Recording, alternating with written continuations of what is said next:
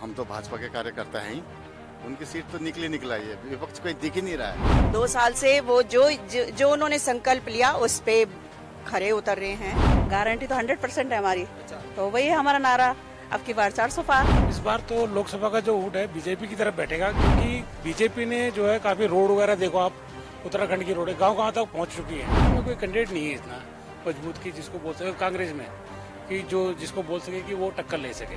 कांग्रेस तो लगभग है ही नहीं, कहीं जो थे वो छोटे भाग रहे हैं। चुनाव में एक बहुत बड़ी चीज होती है कि एक विपक्ष बहुत मजबूत होना चाहिए, लेकिन इस चुनाव में तो ऐसा नजर आ रहा है कि विपक्ष कहीं है ही नहीं। गढ़वाल और कुमाऊं का जो ऐसा हुआ है, ऐसी कोई लड़ाई हमें नजर नहीं आती।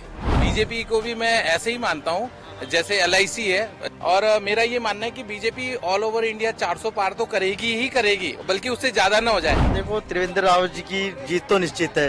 एज अ पर्सनली मैं देखूं तो हमारे स्टेट में इंफ्रास्ट्रक्चर तो बड़ा ही है, इसमें कोई डाउट नहीं है। या मतलब जो चीजें हम उम्मीद किया करते थे कि 20 साल में आएंगी, वो 5-1 साल में ही आ गई। उत्तराखंड में लोकसभा चुनाव का जो माहौल है वो अपने चरम पर है। सभी दलों ने, सभी पार्टियों ने अपनी 5 लोकसभा पर अपने प्रत्याशी उतार दिए हैं। तो वहीं अगर भारतीय जनता पार्टी की अगर हम बात करें तो भारतीय जनता पार्टी का यह लोकसभा क्षेत्र हरिद्वार लगता है, और हरिद्वार लोकसभा क्षेत्र का यह विधानसभा का जो क्षेत्र है, मोहब्बे वाले से कहा जाता है। यहाँ पर आम जनता हमारे साथ है और उनसे भी हम जानने की कोशिश करेंगे। आम जनता की जो आवाज है, आम जनता का जो मन है, उसको भी टटोलने का हम काम करेंगे, क्योंकि भारतीय जनता पार्टी से त्रिवेंद्र सिंह रावत हैं और कांग्रेस से पूर्व मुख्यमंत्री हरीश रावत के बेटे वीरेंद्र रावत हैं। तो वहीं निर्दलीय उमेश कुमार हैं। इस जनता का क्या मूड है, क्या कुछ कहना है, जानने की कोशिश करेंगे। सर्वप्रथम थापा जी, मैं आपके पास आऊंगा। किस तरीके से देखते हैं, पिछली बार भारतीय जनता पार्टी की सरकार थी, पूर्ण बहुमत 5 सीटें बीजेपी के खाते में थी। इस बार लोकसभा हरिद्वार से त्रिवेंद्र सिंह रावत का टिकट है, किस तरीके से देखते? वो तो हमारे पूर्व मुख्यमंत्री भी थे, उनको टिकट दिया, बहुत अच्छी बात है, और वो जीतेंगे इस बार। तो आपको पता है देश में पूरी लहर चली है, तो 400 पार का आंकड़ा है। तो हम तो भाजपा के कार्यकर्ता हैं ही, और हम तो 400 पार का नारा दे रहे हैं घर घर जाके। और त्रिवेंद्र जी तो श्योर, उनकी सीट तो निकला ही है, विपक्ष कोई दिख ही नहीं रहा है, दूर तक नहीं दिख रहा है कोई। दूर तक कांग्रेस दिख ही नहीं रही है? नहीं, हमारे यहाँ तो दिख नहीं रही है। कांग्रेस कह रही है कि हम इस बार सुपड़ा साफ करने वाले हैं। वो तो उनके मनगढ़ंत बात है, कुछ न कुछ तो खिसियानी बिल्ली खंबा नोचे। अच्छा। वो अलग है उनके पास। अब ठीक है, ये अपने आपको बीजेपी का कार्यकर्ता बता रहे हैं, लेकिन ये कह रहे हैं कि खिसियानी बिल्ली खंबा नोचे, ऐसी हालात कांग्रेस के यहाँ पर बने हुए। महिला शक्ति हमारे साथ है, महिला शक्ति से भी हम जानने की कोशिश करेंगे। सबसे पहले आप अपना नाम बताइए। मेरा नाम शर्मिष्ठा चौहान। चौहान साहिबा, माफी चाहूंगा। शर्मिष्ठा जी, आपसे मेरा एक सवाल है। मुख्यमंत्री पुष्कर सिंह धामी को 2 साल हुए हैं। 2 साल के कार्यकाल को भारतीय जनता पार्टी बेमिसाल बता रही है, चाहे वो UCC हो, महिलाओं को 30% का आरक्षण की बात हो, या फिर कई अन्य मुद्दे हो। इसे किस तरीके से आप देखते हैं? नहीं, जो बीजेपी ने और मोदी जी ने, जो धामी जी ने संकल्प लिया है 2 साल से, वो जो उन्होंने संकल्प लिया उस पे खरे उतर रहे हैं, और एक अपना जो लक्ष्य है उसको पार करते जा रहे हैं। और नेचुरल है कि इस बार 400 पार। अच्छा जी, बिल्कुल मोदी जी की लहर और त्रिवेंद्र जी की। आपका शुभ नाम क्या है? ज्ञान कुमारी थापा। आपसे मेरा एक सवाल है। इस बार लोकसभा से यहाँ पर बीजेपी से त्रिवेंद्र है, तो इस बार आपका वोट किसकी तरफ है? क्योंकि कहा यह भी जा रहा है कि विकसित भारत मतलब मोदी की गारंटी। तो कितनी गारंटी है? गारंटी तो 100% है हमारी। अच्छा। तो वही है हमारा नारा, अब की बार 400 पार। तो कार्यकर्ता ही हम बीजेपी के हैं। आम जनता इस बार सब बीजेपी के साथ है, और जो अभी हमारे इसमें और भी कांग्रेस वाले आ चुके हैं, क्योंकि उन्हें पूरा विश्वास है कि जो मोदी कर सकते हैं वो कोई नहीं कर सकता। अच्छा। हमारा नारा यही है, अब की बार 400 पार। Thank you. ये भी अब अपने आप को आम जनता है, लेकिन अपने आप को भी कार्यकर्ता बता रहे हैं। और भी यहाँ पर हमारे साथ मौजूद है सज्जन साहब। किस तरीके से देखते हैं, इस बार महिला शक्ति ने भी त्रिवेंद्र सिंह रावत को वोट करने की बात कही है, इन्होंने भी कहा है कि 400 पार है। आप किस तरीके से देखते हैं, विकास किस तरीके से हुआ है? इस बार लोकसभा का जो ऊँट है वो किस करवट बैठने वाला है? इस बार तो लोकसभा का जो वोट है बीजेपी की तरफ बैठेगा, क्योंकि बीजेपी ने जो है काफी रोड वगैरह देखो आप, उत्तराखंड की रोड गांव तक पहुंच चुकी है। बाकी बीजेपी तो आनी है, मोदी के कारण आनी है। बाकी जो हमारे कैंडिडेट भी हैं वो भी बीजेपी के ठीक है। विपक्ष में कोई कैंडिडेट नहीं है इतना मजबूत की जिसको बोल सके, कांग्रेस में कि जो जिसको बोल सके कि वो टक्कर ले सके। तो इसलिए मोदी मैं हो रखा है पूरा हिंदुस्तान तकरीबन यहाँ। और ये हमारे क्षेत्र में तो खाली कांग्रेस का तो अभी तक कोई कैंडिडेट आया ही नहीं है, बाकी बीजेपी के कैंडिडेट आ रहे हैं और एक निर्दलीय कैंडिडेट उमेश यादव भी आ रहा है, लेकिन बीजेपी ही यहाँ पे बहुमत से लेके जाएगी। अच्छा, ऐसा आपका मानना है? हाँ, देखिए आम जनता का मानना है कि बीजेपी ही यहाँ से सीट लेकर जा रही है। काफी सारे लोग हैं, आम जनता हमारे साथ मौजूद है और उम्रदराज व्यक्ति भी हमारे साथ है, क्योंकि काफी ज्यादा अनुभव इन लोगों को रहता है। सर, आपसे मेरा आप मना नहीं कर सकते क्योंकि आप भी वोटर हैं। आपसे सवाल एक रहेगा मेरा, दो सवाल नहीं करूंगा, क्योंकि देश के अंदर माहौल अलग बना हुआ है। बीजेपी कह रही है कि विकसित भारत मतलब मोदी की गारंटी, और आप उत्तराखंड में राजनीति का जो ये ऊंट है किस करवट इस बार बैठने वाला है, बस इतना सा सवाल है आपसे। ये तो सीधी सादी बात है, बीजेपी जाएगी। हाँ, उसी करवट बैठेगा ऊँट, एक करवट बैठा, दूसरी कांग्रेस तो लगभग है ही नहीं कहीं। जो थे वो छोटे छोटे भाग रहे हैं, भागदौड़ मची है, तो दूसरा है ही नहीं, विपक्ष ही नहीं है यहाँ, लगभग है ही नहीं, तो बीजेपी आने आना है। अच्छा, बीजेपी ही आनी है। हाँ। लो, यहाँ पर तो विपक्ष का नाम ही नहीं है। मुझे लग रहा है कि सारे जो यहाँ पर लोग हैं, आमजन है, वो सब बीजेपी को ही समर्थन अपना दे रहे हैं। आप भी हमारे साथ हैं। सर, किस तरीके से देखते हैं इस बार? क्या इस बार मोदी ने कहा है कि 400 पार, और मुख्यमंत्री पुष्कर सिंह धामी ने भी तमाम कानून लेकर आए, नकल विरोधी हो या फिर यूसीसी हो या फिर महिलाओं को लेकर, आप किस तरीके से देखते हैं? देखो, मैंने तो बहुत सारे चुनाव देखे हैं और चुनाव में एक बहुत बड़ी चीज होती है कि एक विपक्ष बहुत मजबूत होना चाहिए, लेकिन इस चुनाव में तो ऐसा नजर आ रहा है कि विपक्ष कहीं है ही नहीं। कांग्रेस का न तो हमें कैंडिडेट पता कौन है, या कोई और पार्टी हो, चाहे समाजवादी हो चाहे बहुजन समाज पार्टी हो। कहते थे हरिद्वार में पहले कभी समाजवादी पार्टी का भी सांसद होता था, बहुजन बीएसपी का भी सांसद होता था, लेकिन इस बार तो कांग्रेस का ही कोई कैंडिडेट जो है ऐसा दिख भी नहीं रहा है, और न ही मुझे कांग्रेस के कार्यकर्ता कहीं नजर आते हैं।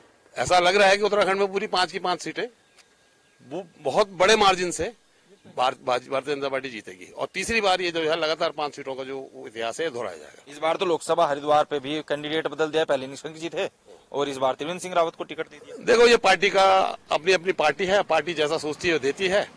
हो सकता है निशंक जी में कुछ कमी रही हो, या उनके साथ एज फैक्टर भी हो सकता है कि भाई उम्र उनकी बढ़ रही थी, कुछ पीछे बीमार भी हुए थे, स्वास्थ्य कारण भी थे उनके, क्योंकि पहले भी जब वो बीच में मंत्री पद से रिजाइन किया था तो अब भी उनके स्वास्थ्य कारणों का हवाला दिया गया था।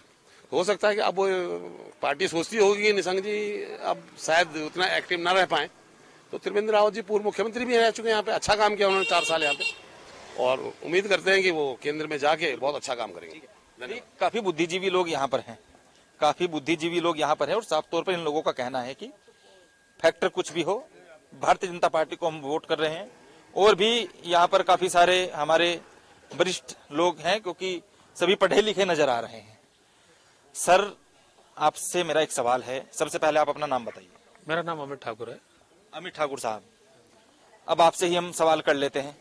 एक तरफ कुमाऊं मंडल है, एक तरफ गढ़वाल मंडल है।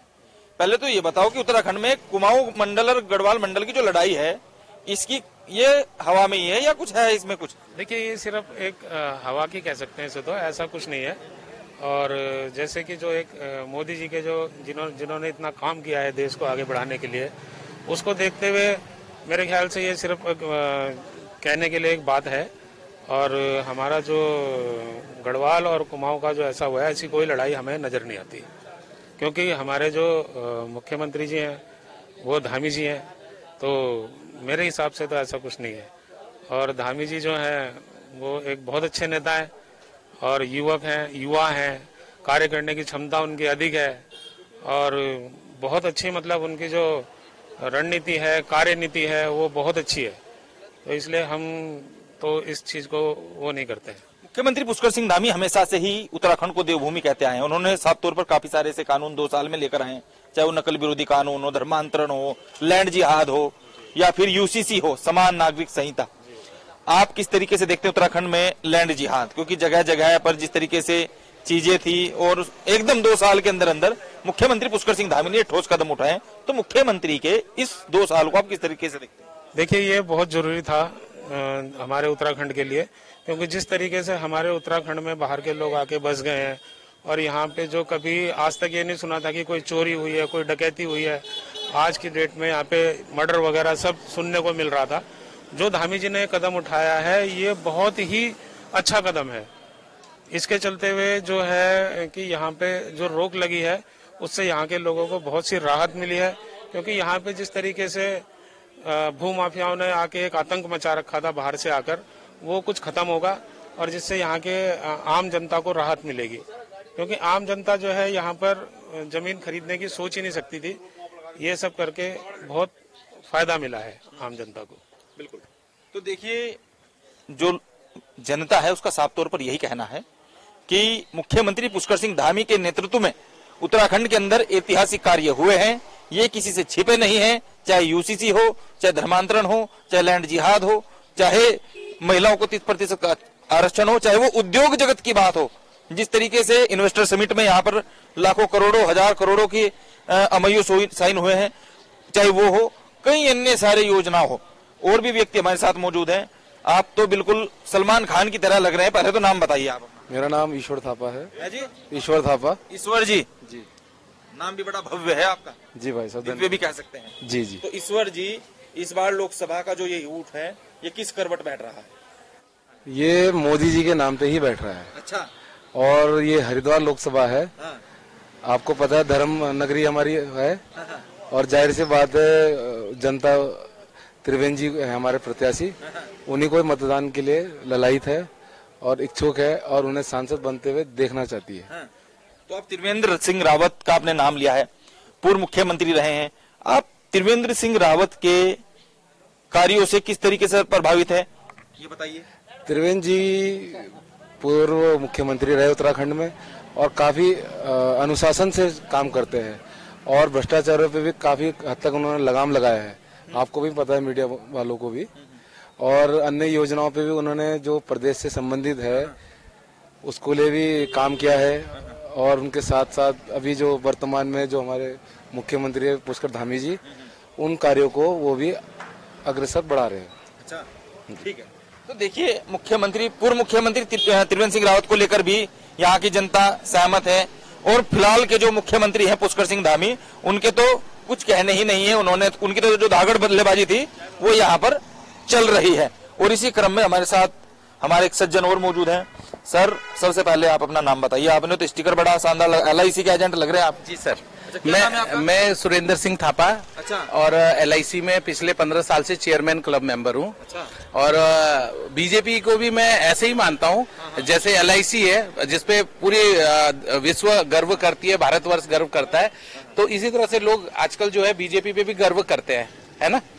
और मेरा ये मानना है कि बीजेपी ऑल ओवर इंडिया 400 पार तो करेगी ही करेगी, बल्कि उससे ज्यादा ना हो जाए। आप मुझे बस हरिद्वार लोकसभा का बताओ। सर, हरिद्वार लोकसभा में तो बिल्कुल श्योर है। सिर्फ हम लोग अभी जो हमारे साथ जो मीटिंगें चल रही है, हम यूथ लोगों का और जितने भी जन है यहाँ पे, कि मतलब जो पिछले आंकड़े थे, बीजेपी जितने वोट से जीती है, उस प्रत्याशी कौन है यहाँ पे? जी, त्रिवेंद्र सिंह रावत जी हैं। पूर्व में मुख्यमंत्री थे उत्तराखंड के और बहुत धाकड़ एक हमारे वो हैं मुख्यमंत्री पूर्व में, और बहुत अच्छा काम करते हैं। और उन्होंने गोल्डन कार्ड जो है वो स्कीम भी यहाँ पर शुरू करी थी और उनके कार्यकाल से भी लोग बहुत प्रभावित थे उस समय।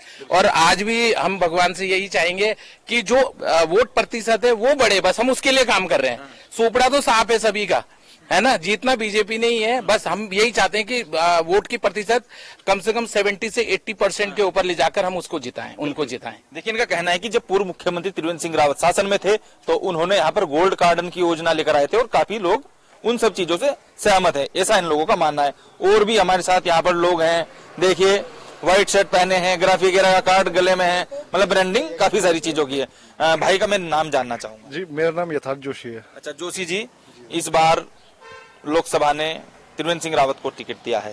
त्रिवेंद्र सिंह रावत पूर्व मुख्यमंत्री थे और इस बार कांग्रेस ने बीरेंद्र सिंह रावत को टिकट दिया है, जो कि पूर्व मुख्यमंत्री के बेटे हैं, निर्दलीय उमेश कुमार है। अब ये बताइए कि आप राजनीति का जो ये ऊँट है वो किस करवट बैठने वाला है और कितना आप राजनीति से सहमत है? सर, एज अ पर्सनली मैं देखूं तो हमारे स्टेट में इंफ्रास्ट्रक्चर तो बड़ा ही है, इसमें कोई डाउट नहीं है और काफी अच्छा काम हुआ है।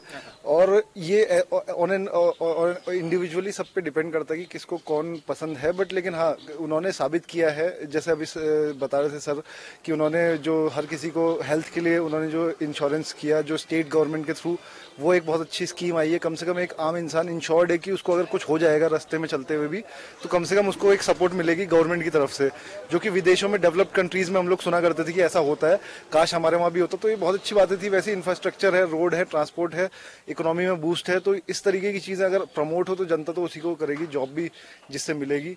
और ये मैं कहना चाहूंगा कि मैं एज अ इंडिविजुअल तो मैं किसी को बोलना नहीं चाहूंगा क्योंकि बहुत सारे रीजंस होते हैं, तो बट मैं ये कहना चाहूंगा कि हाँ लोगों को ये देखना चाहिए कि जिसने उनको अच्छा फ्यूचर दिया है। आपका मानना है कि विकास के पहिए पर देश चल रहा है और प्रदेश भी चल रहा है? जी हाँ, चल तो रहा है। मतलब काफी पहले के मुकाबले जैसे डिजिटाइजेशन आप देखेंगे या जो चीजें हम उम्मीद किया करते थे कि 20 साल में आएंगी वो 5-1 साल में ही आ गई। जो इवन अभी हमारे एक पास आउट स्टूडेंट था कनाडा से आया हुआ, वो बता रहे थे कि हमारे वहाँ पेटीएम फोन पे चलता ही नहीं है, वहाँ अभी भी मैनुअली चल रहा है। इसी कड़ी में हमारे साथ काफी सारे और भी यहाँ पर लोग मौजूद हैं। सर से जानने की कोशिश करूंगा। सर, सबसे पहले आप मुझे अपना नाम बताइए। सोनू मित्तल। मित्तल जी, आम जनता हो आप, आम जनता है, हरिद्वार लोकसभा आपकी लगती है। इस बार हरिद्वार लोकसभा से त्रिवेंद्र सिंह रावत को टिकट दिया है भारतीय जनता पार्टी ने, जो कि पूर्व मुख्यमंत्री थे। ये ऊंट जो राजनीति का है ये किस तरफ इस बार बैठने वाला है आपके हिसाब से? देखो, त्रिवेंद्र रावत जी की जीत तो निश्चित है, लेकिन जो विपक्ष है वो कहीं दूर दूर तक नहीं दिख रहा है, और जो टिकट मिला है उन प्रत्याशी को कोई जानता तक नहीं है। बस एक वो हरीश रावत के बेटे इस तरीके से उनकी थोड़ी बहुत जान पहचान है, लेकिन अब की बार 400 पार का जो मोदी जी ने विजन दिया है, और इस बार हम बहुत अच्छे मार्जिन से जीत रहे हैं। जो हमारा ये धर्मपुर विधानसभा क्षेत्र है, कम से कम हमारे विधायक जी का जो कहना है 70,000 से हम लीड देके जाएंगे यहाँ पर। बिल्कुल। देखिए, तो ये मित्तल जी हमारे साथ मौजूद थे। इन्होंने कहा है कि इस बार धर्मपुर विधानसभा लगती है, लोकसभा ये हरिद्वार है, और यहाँ से पूर्ण बहुमत के साथ त्रिवेंद्र सिंह रावत जीत कर जाएंगे, ऐसा जनता का मानना है। लेकिन इस सभी हीला हवाली के साथ, इस सभी पूरे कार्यक्रम के साथ हमें भारतीय जनता पार्टी की ओर थोड़ा झुकाव यहाँ पर देखने को मिला है। अब देखना यह है, क्योंकि भारतीय जनता पार्टी से त्रिवेंद्र सिंह रावत को टिकट है, कांग्रेस से वीरेंद्र रावत को टिकट है, तो वही निर्दलीय प्रत्याशी जो उमेश कुमार है उसको वो वहां से चुनाव लड़ रहे हैं। अब देखना यह है कि ये सियासी जो ऊंट है ये किस करवट बैठेगा, और अभी यही देखना बाकी है। कैमरा पर्सन क्रिस्टोफर लॉरेंस के साथ हितेश त्यागी, दस्तक टाइम्स, देहरादून।